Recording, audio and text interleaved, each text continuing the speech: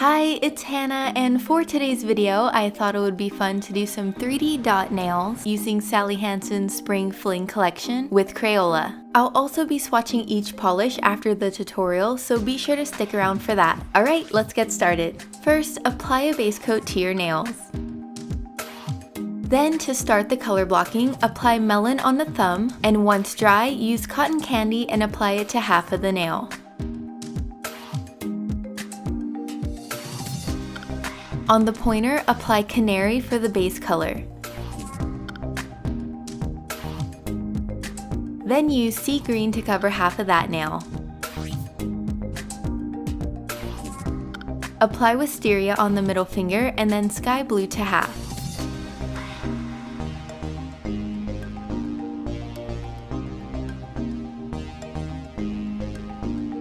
Repeat the color combination of peach and pink on the ring nail and yellow and green on the pinky. Next, use a dotting tool and black polish to apply polka dots over the entire nail. Let it dry, then apply white dots slightly to the side of the black ones to create the 3D look. Finally, apply a top coat to protect your design and give it a nice glossy finish. So that completes the tutorial. Why don't we jump right into the swatches?